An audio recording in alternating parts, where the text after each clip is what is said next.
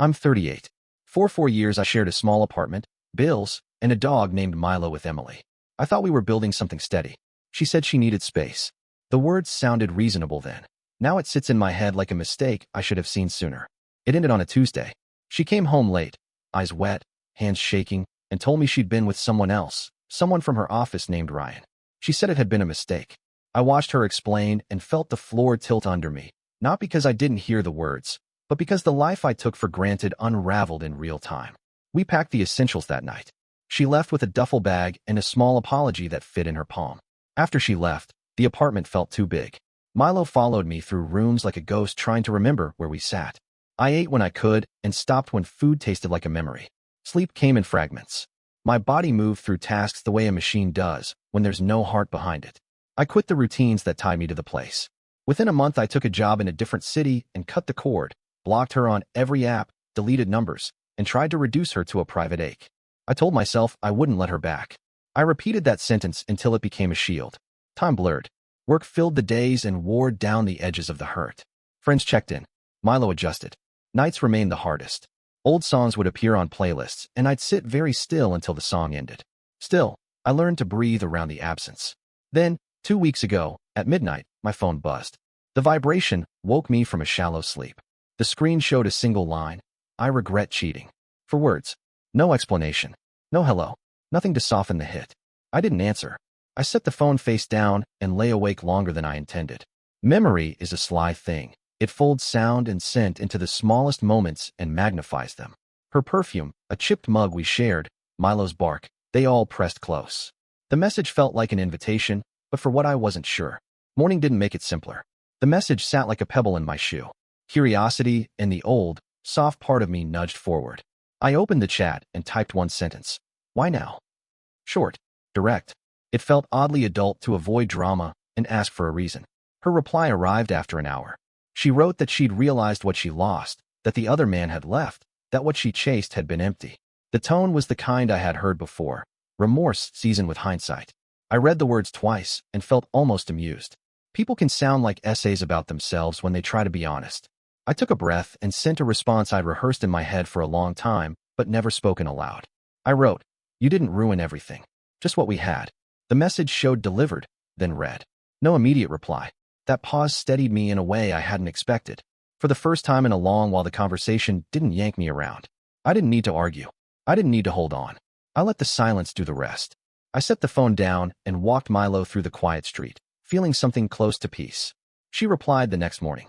A long message, longer than anything she'd ever written when we were together. It was full of apologies, old memories, and fragments of songs we once danced to in the kitchen after long days. She wrote about missing the smell of coffee in our apartment, about Milo's paws tapping on the wooden floor, about the night we drove out of town just to see stars. For a moment, it pulled me back, not into love, but into the echo of what it used to feel like, the calm after laughter, the warmth of something that once felt safe. Nostalgia can be a cruel trick. It reminds you of the good without the full picture. But I remembered that night, the real one, when she told me the truth. How she sat on the couch, crying into her hands while I packed my bag. How I tried not to yell, not to break anything, just to leave with whatever pride I had left. The sound of her saying, "It was a mistake," is still one of the clearest things I remember. That word again. Mistake. Like the betrayal was something that slipped from her hands instead of something she chose to do. So I told her what I should have said back then. I wrote, "You didn't just cheat on me. You made me doubt myself. You broke something that doesn't rebuild with words." She saw it instantly. But for a few minutes, nothing. Then another message appeared. "You sound stronger now." I stared at that line. For some reason, it stayed with me longer than her apology. Because she was right, I was stronger.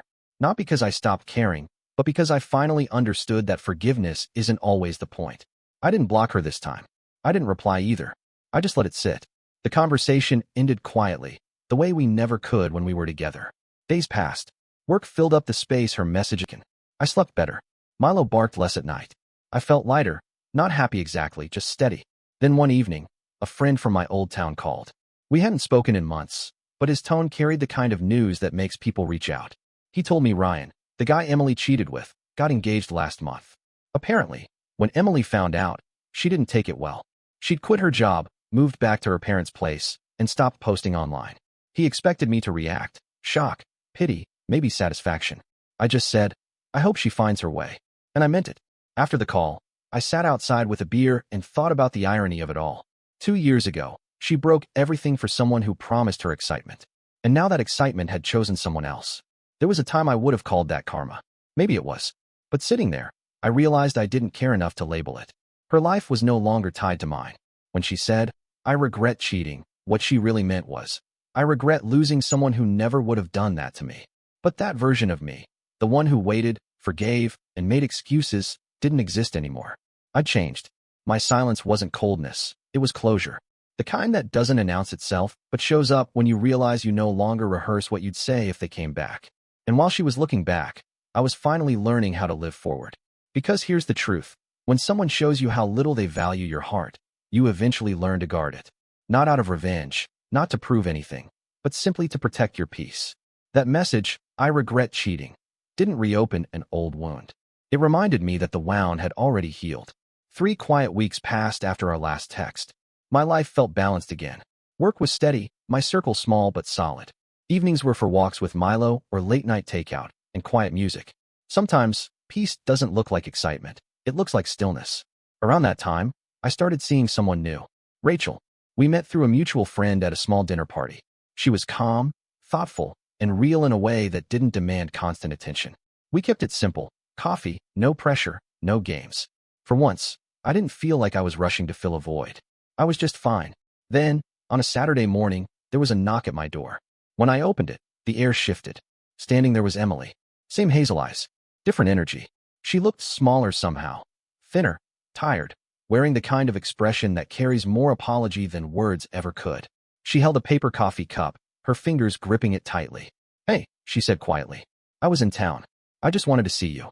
I didn't invite her in at first. I just stood there, measuring the moment.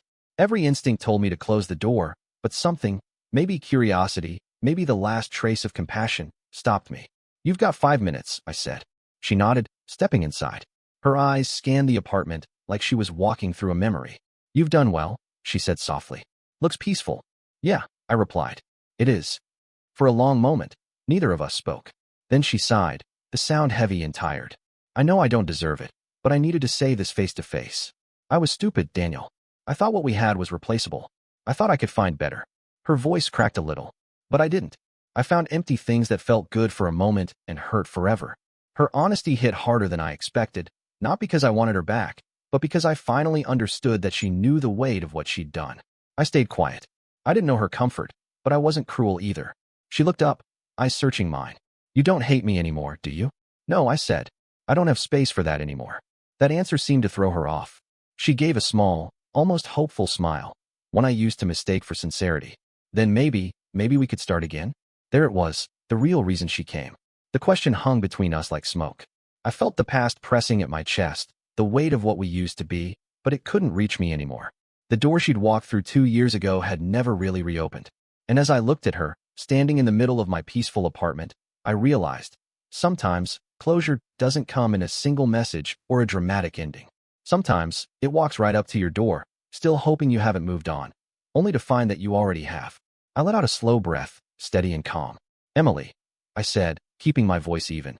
"I'm not angry, but I'm not available either." Her expression shifted, hope fading into something more fragile. "Because of her?" she asked quietly. I didn't answer. I didn't need to. She looked down, her thumb tracing the rim of the coffee cup she still hadn't touched. "I can't believe I lost you to someone else." That line landed, but not for the reason she thought. It wasn't jealousy or pride. It was the realization that she still didn't understand. She still thought love was something you lose to another person, not something you destroy yourself. "You didn't lose me to someone else," I said. "You lost me to the person I became after you broke me." She looked up, eyes wet but steady. "You really changed." "Yeah," I said simply. "That's what pain does." For a few seconds, the silence in the room was heavy, not awkward, just full of things that didn't need to be said anymore. She nodded slowly, taking in the words like someone finally accepting a truth they'd run from for too long. "I'm sorry, Daniel," she said. "Not just for cheating, but for making you believe you weren't enough. You were always enough. I just wasn't ready to see it." There was nothing left to add. I didn't offer comfort, and I didn't tear her down either. I just stood there, letting her speak. Not for me, but for herself. She set the coffee cup on the counter and wiped her eyes with the sleeve of her jacket. "Take care of yourself," she whispered, turning toward the door. This time, she didn't slam it. She just walked out quietly. And that's how it ended. No shouting, no dramatic goodbye, just silence.